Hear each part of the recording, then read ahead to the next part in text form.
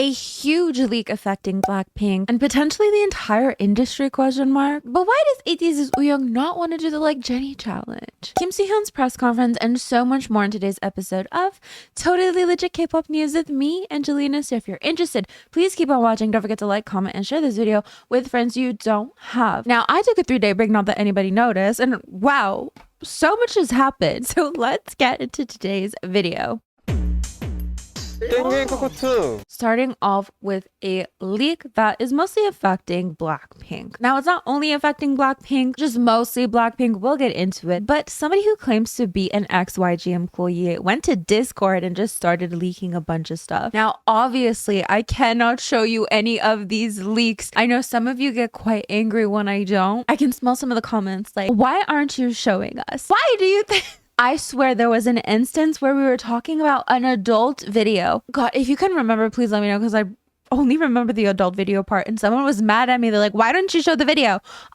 Gee, I don't know, maybe because it's so among the things that this person released, we had the entire music video for Don't Know What to Do by BLACKPINK.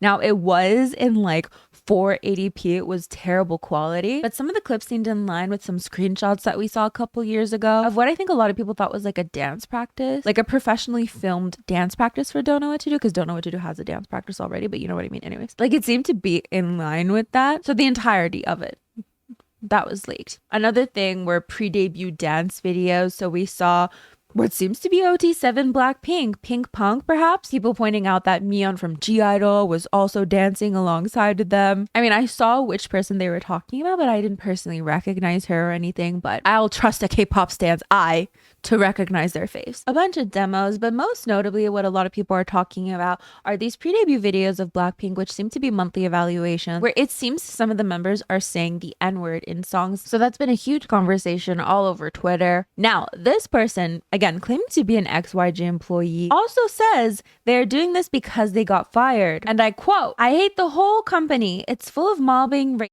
and sex."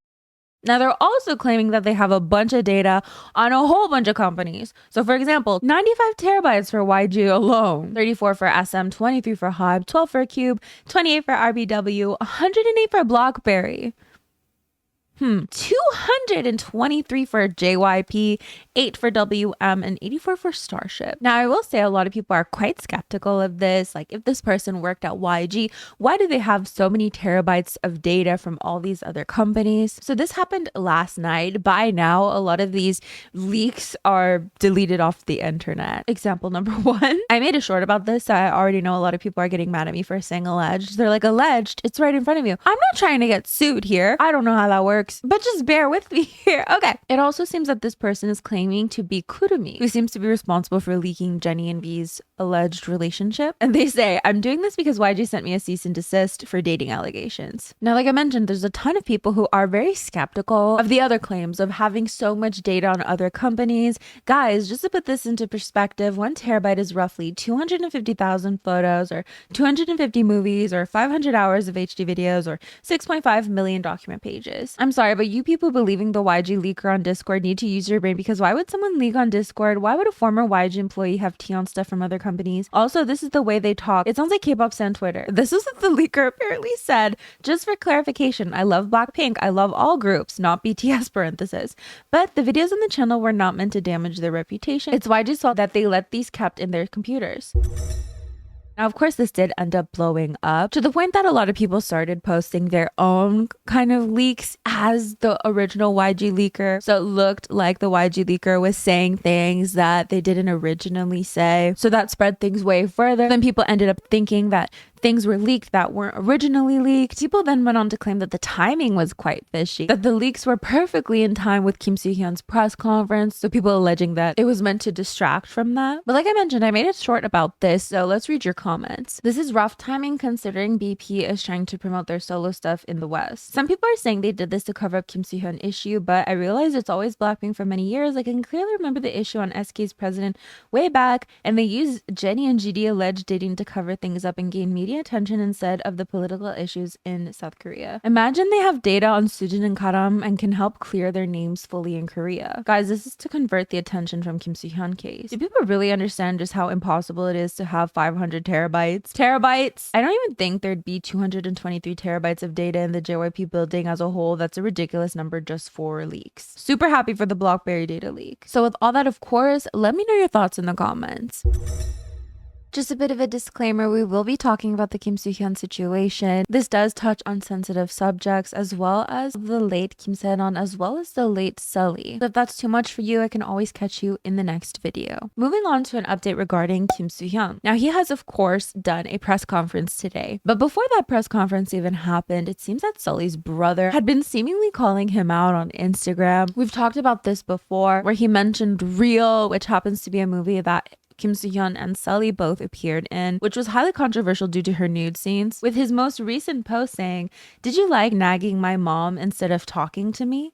You low-life Korean bastard. The idea you came up with in 48 hours was to try and silence me by calling my mom. You just proved what an effing idiot you are." From there, we saw Sulli's family actually asking for clarification about her scenes in the movie Real. And in this statement, they mentioned Kim Se-ron. "Over the last 6 years, we have endured immense grief and sorrow, but we've also been deeply grateful for the support and kindness extended to us by many people. It is for this reason that we could not turn a blind eye to the tragic passing of Kim Se-ron as if it were unrelated to us." So they go on to say that during Sulli's funeral, they started hearing people talk about what happened during the production of the movie Real, and that they learned that a body double did exist for Sulli, and that she was present on set, despite claims that the body double was ill and couldn't attend. So just for context, if a celebrity were to do a nude scene and they weren't comfortable with it being themselves, they could have a body double. I know in film and TV, more recently, you're going to see a lot of prosthetic work, which I think is so great. If an actor is just not comfortable, they'll wear prosthetics. Margaret Qualley wore prosthetics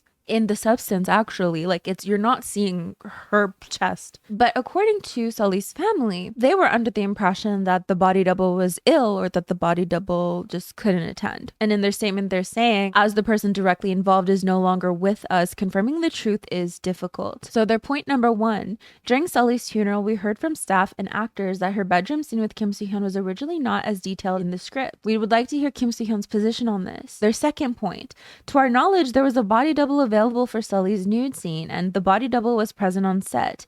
Why was the body double not used? Why was Sulli persuaded and thus pressured into filming the bedroom and nude scene herself? Their third point, initially it was stated that the body double was absent due to illness. However, multiple testimonies from funeral attendees indicated that the body double was actually present on set. Is this true? So of course this touches on a huge issue in the entertainment industry, which is of course people feeling pressured to do scenes that they are not comfortable with. And Sulli's family wants answers for these questions.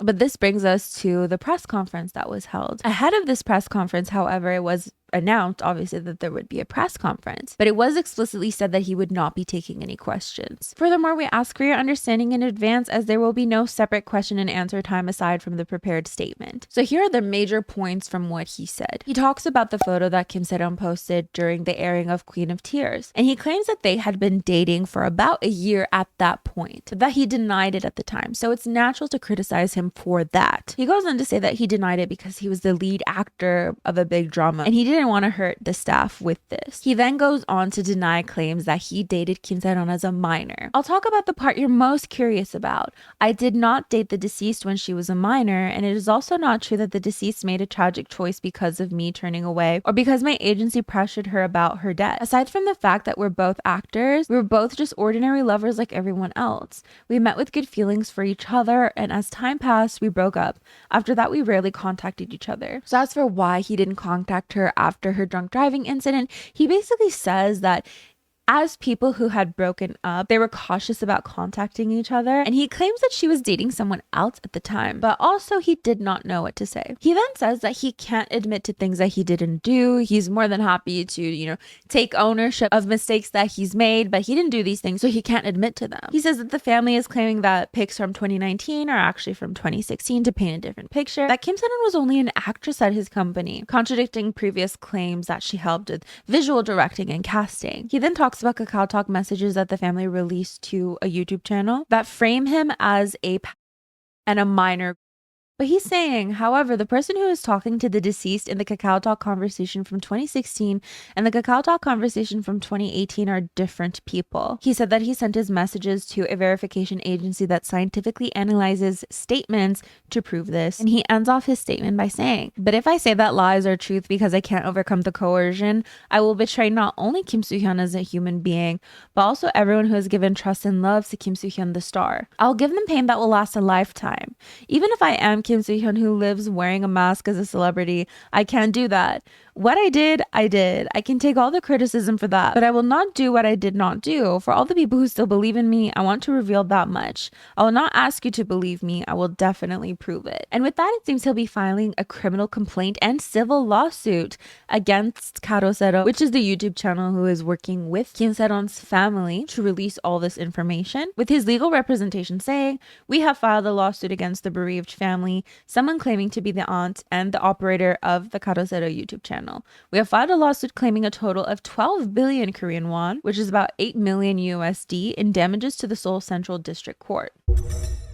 Now, immediately following this press conference, Karosero released another video. So this video aims to prove that Kim Soo Hyun was with Kim Seron when she was 18 years old. And in the video, it seems he's eating food she cooked for her, with forensics seemingly confirming that it was taken in 2018. And in the video, it seems they're just talking about the dish. Karosero even releasing photos from when she was allegedly 18, both of them on a ski trip together. Some more pictures here, and one where she's sleeping. Now, in terms of responses, as you can imagine, it is quite divisive. There's a lot of people who think it's really messed up that he would sue her family. People finding it weird that he mentioned Queen of Tears specifically in his press conference. Some found it weird because at one point he said between Kim Soo Hyun the human and Kim Soo Hyun the star, referring to himself like that. So of course there's a lot of backlash towards this press conference. However, we also saw some support talks for Kim Soo Hyun. As we can see here, Kim Soo Hyun has dedicated his entire life to art and his fans. This is why we cannot watch hate win. We have decided to support him always. Love is always stronger than hate. And it seems this was sent by Brazilian fans. But again, with all that said, let me know your thoughts. Ateez Wooyoung is going viral because of his response to a fan asking him to do the Like Jennie challenge. Of course, you guys all know the Like Jennie challenge, Jennie's new song. So this is from a live stream. And here's his response with 20 million views. 라이크 제니는 하지 않습니다. 당신 에이티니가 아니신가요? Okay, so he's saying, I'm not doing Like Jennie challenge. Aren't you an Ateez? So what does that mean? What would being an Ateez have to do with knowing whether or not he would do the Like Jennie challenge? Well, it seems that one of the choreographers for Jennie's Like Jennie, whose name is Vata, was accused of plagiarizing a move from Ateez's choreography for Say My Name. If you remember the infamous driving move, I'll show you right here. So here we have Ateez Say My Name and then Vata doing the dance move in Mnet's show Street Man Fighter. So it seems that the original choreographers for that move specifically were Josh Smith, Johnny Erasme, Anze Skruba. Now, this has been a conversation for a long time. Specifically, people noted that Wooyoung did a biting dance move to indicate copying. So we see the symbolism for copying, and then he does the driving dance move, right? I mean, again, this is a huge conversation. Is it plagiarism? Can you plagiarize a dance move and so on? But just some backstory as to why he seemingly said that, saying, aren't you an Ateez? So here's what people are saying about this. To all my Blink friends, he doesn't dislike Jennie, but the choreographer of the song named Vata, he copied Ateez's Say My Name dance and didn't acknowledge or even apologize. Wooyoung has called him out multiple times, yet no response. That's why Ateez will never be associated with him. We are losing the receipts. This is not aimed at Jennie at all. In fact, Vata has been claiming the Say My Name move as his own.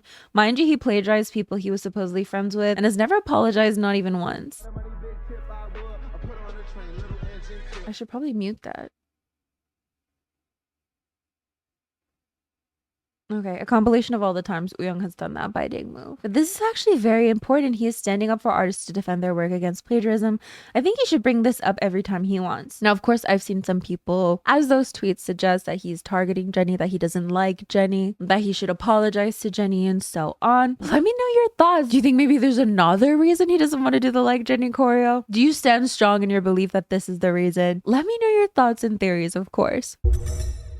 Let's move on to K-pop shenanigans, which are basically fun little things that have happened in K-pop recently, and or quick news. Winter of aespa had a funny little accident at Billboard's Women in Music. Let me show you the video. Okay, so Laverne Cox is basically speaking, and you can literally hear Winter in the background singing and speaking. Give yourselves a round of applause. You look so good. It feels so good to be up on this stage looking at your beautiful faces. Feeling the love from both industry peers and fans is such a unique experience. And now, our Woman of the Year is going to get her time to shine. It's like not stopping. Oh my God, girl.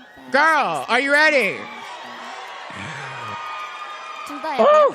We have been talking about solidarity and support. What in the world? If I was an idol, I would be so paranoid. Like, if I have a mic on me, and I can imagine it'd be so easy to just forget, but like I would feel so paranoid. Like, am I connected? Am I connected? Oh my God. On that same note, however, aespa were also accused of lip singing at Billboard's Women in Music. I'm going to show you a little bit of it. Obviously, copyright reasons. So of course we had a lot of people claiming that they were lip syncing. However, fans did come to aespa's defense, and I saw this fan cam being posted. So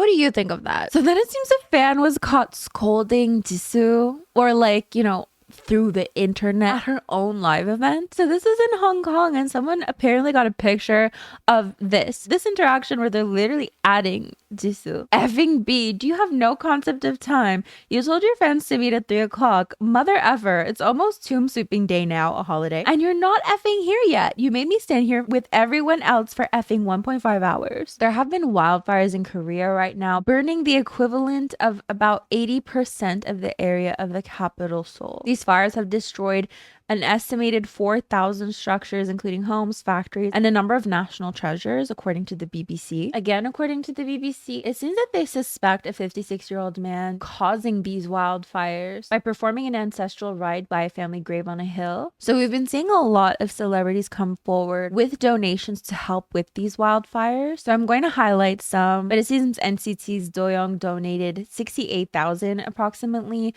BTS's RM also donated around the same amount. BLACKPINK's Jennie also donated around 68,000.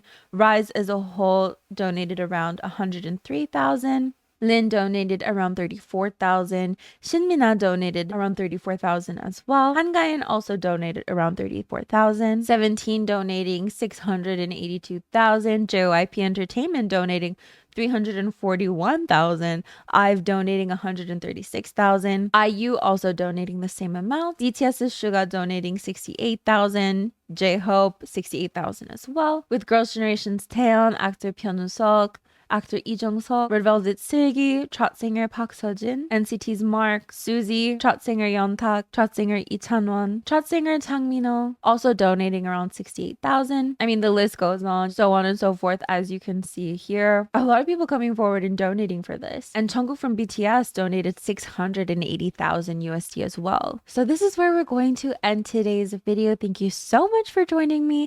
Don't forget to like, comment, and share this video with friends you don't have. These are the lovely individuals who help support my channel on a monthly basis. It means the world to me. Thank you so much. But as for me, I'm gonna get going, so I will see you guys next time. Bye!